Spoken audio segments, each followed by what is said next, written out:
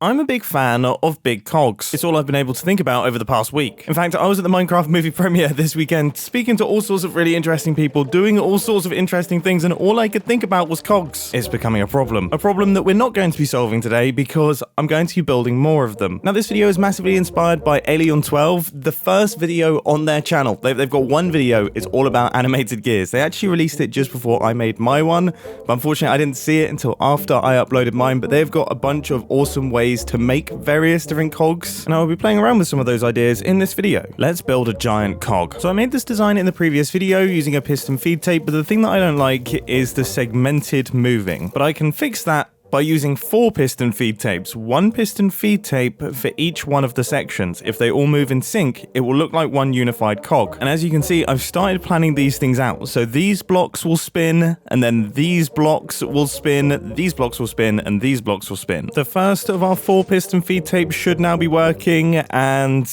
yeah, already that's looking really, really cool. Oh no, I've broken everything. But now everything is fixed. And I gotta say, I really like these simply because I can actually tell which way they're spinning. I think with the trapdoors and like the flickering, sometimes, depending on how I look at it, it could either be spinning anti-clockwise or clockwise. With these ones, it's pretty obvious which direction the cogs are going, and they look good.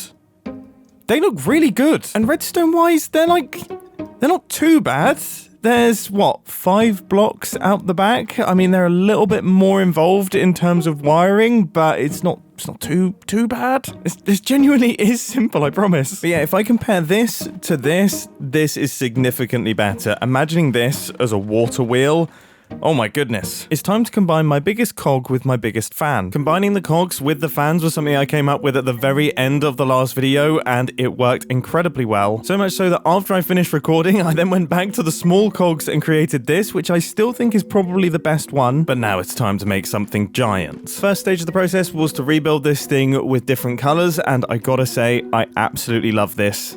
This is ridiculously cool. So now I need to start working out the cog teeth that are going to go around this thing. Gosh, this is more difficult than I was expecting. Everything I do is horrifically ugly. But now I've reached a point where I think it's not horrifically ugly. There's some kind of funky bits on the corners, but I'd say it's okay. Now it's time for all of the trapdoors. And now I have to work out a way to power all of these trapdoors, and I'm going to use a method that I saw down in the comment section. In my previous video, I had the trapdoors opening and closing in an alternating fashion, which works. However, the cog could be going in either direction, but if I slow down the pulses a little bit, it means there's a gap of 2 blocks between each one of the teeth, and then it becomes more obvious which direction the cog is going. I've done it over here, and you can see, at least I think I can see, that it works. The only way that I can visualize this cog turning is in this direction. I genuinely think this is going to be super easy. The beauty of some redstone builds is the bigger they get, the easier they get. So I've got our trapdoor loop all sorted. You can see our little trapdoor making its way around here. So now I just need to do all the pulses, which are all handled by this rather strange circuit back here. You can see the pulses being sent into the loop. And now we have ourselves one gigantic cog. And yes, it is pretty obvious which direction this is going. With the fan in the middle and then this stuff going around the outside, we've got a working cog. Yes, this is good. Oh my goodness, from a distance it looks so good. From a distance it looks so good. Oh, from a distance they look so bad. What the heck, guys? Okay, this is perfect. 10 out of 10 cog. Now it's time to make a small, slow-moving cog. You see, funny enough, it's easy to make cogs that move quickly because you can just send pulses through observers. To slow things down, you can't use observers anymore. You have to do something else. And that's something else I haven't worked out yet. Oh my goodness. Oh my goodness. I've just thought of something. Oh, and it's not this. This was a stupid idea. I could use redstone dust and repeaters that I adjust the timings of. Now I know what you're thinking. Surely that's the first thing that you thought of. Well, here's the problem. The year is 2025 and we don't really do that anymore. And it means that it just doesn't come to mind. That's so embarrassing. Wow, this isn't actually going to be as simple as I thought it might be. I've created something horrendously ugly, but it does all appear to be working for this bottom section. Is this working? I think this is working. I think this will make more sense once the stairs are in. It ended up being a bit big and ugly, but I think more people understand how this works than understand how this works. So that's a positive. But now that it's all cogged up, Oh, it just kind of feels like there's a bunch of teeth missing, right?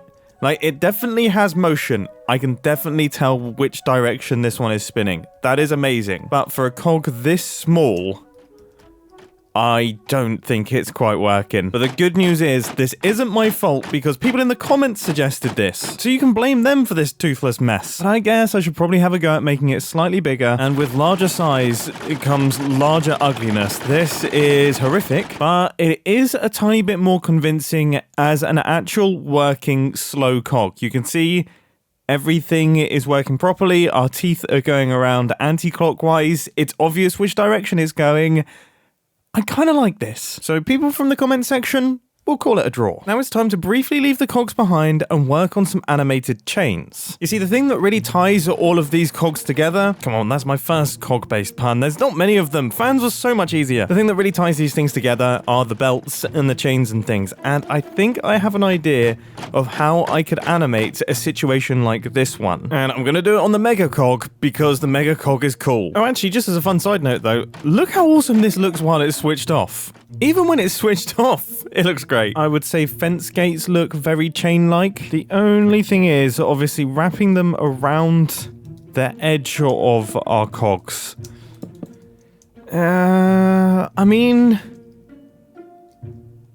yeah, I actually think on a large scale that does work. I do also wonder if we should add the tiniest droop to this. I mean, how does this look? I will admit having two cogs exactly the same size connected by a chain, I think is the thing that's throwing me off here, but I do like what I'm seeing. Now I'm just going to get to work on adding in what I think should be ridiculously simple redstone. All I'm going to do is take an output from our cog and send pulses down the chain as well, which means that some of these fence gates should open in sync with the teeth of the cog, and it will look like this is going around. The only places that I won't be doing it are on the outside edges, or at least I'm not going to do it at the start. We'll see how it looks without them at the beginning. I do have ideas on how to do it if it looks absolutely horrendous. I'm also mentally preparing for how loud this thing is going to be.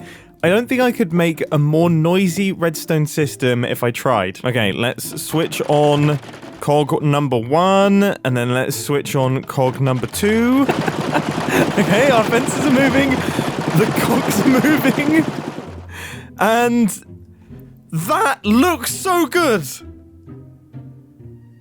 Oh my goodness. Okay, we definitely need to do the sides. We definitely need to do the sides. What on earth, though? This is so cool. What the heck? What? My plan for the sides is just to put some observers coming off the edges. I hope you can hear me right now. I can't believe I ever thought I wouldn't animate the sides. Now that the sides are animated, that has tied everything together. This is... okay. Okay, I don't want to say it. I don't want to say it. I do think this is one of the coolest things I've made in a long time. But there is a bit of a problem. You know, earlier on I spoke about how cool this thing looks when it's switched off. It does look incredibly cool, but it does not look like a cog. And you see, I have had an idea. I would like to make a mechanical piston door. A piston door that when you open it, it opens incredibly slowly, but you see a bunch of cogs and chains and things turn. The problem is that while those things are off, it doesn't look like it's mechanical. So I need to think of some way that I can power some of these trapdoors to leave our cog arms in the center in a stationary position, which seems easy, but I don't think it's going to be. Wait, if I throw a wind charge at a trapdoor, does it stay? It stays. It toggles. I mean, it's a bit of a janky solution, but this could actually work. So hang on. If we switch this thing off, and then I just fire a wind charge like here, and here. Oh my goodness. That's good enough for me. So plan of action, if I put a dispenser right here, and then it had a bunch of wind charges in it that would hit this iron bar. I'm hoping it will hit this iron bar. What will happen? Yes! That is such good news. And I have a direct line to be able to power this block here next to our dispenser. So that means we can just activate that on the falling edge and it'll be done. I just need another one of those mirrored up on this side with the same gap. We've got a wind charge in there. Oh, we just got lucky on the first shot. No, okay. I need to think of something with a large hitbox to visual ratio. I mean, I guess glass? Would it be really weird to have glass blocks? They do look weird. I know I could use barrier blocks, but I genuinely want to build this stuff on the Hermitcraft server in survival, so I'm not going to have access to barrier blocks. I guess I have chosen the most visual type of glass. I suppose... Oh, yeah, that's pretty perfect. You know what, team? I'm going to be honest, I'm pretty proud of myself on this one. It's not that often that I think I come up with a truly unique solution to a problem. But this is a truly unique problem. And it requires truly unique solutions. Absolutely chuffed to have got that working. Now it's time to work on my dream build. Prepare for the first ever fully mechanical Minecraft piston door. And oh my goodness, that took me about 4 or 5 hours. That was unexpected, but it is now all up and running. And I've got to say, I'm incredibly happy with it. I really tried my best to get into the mindset of how this thing would actually function. So I've got a little engine down on the bottom here, which we kick into gear. That activates this massive cog, which then spins up this smaller cog at a high speed. We then have a number of belts and pulleys that gradually lower a weight that then allows us to lift up the door. And we also have some flywheel action. There's some clutches being engaged. It's a lot. So here we go. I'm hitting the button. This is how it has come together. So there is the machine kicking into action. Our chain is moving. The weight is being dropped. Flywheel being activated. And our door is being lifted. I mean, this whole thing is completely ridiculous. Now, it keeps running for a little while. Then eventually it will come to a stop. And our little weight gets lifted back up. And that drops our door back down to the ground.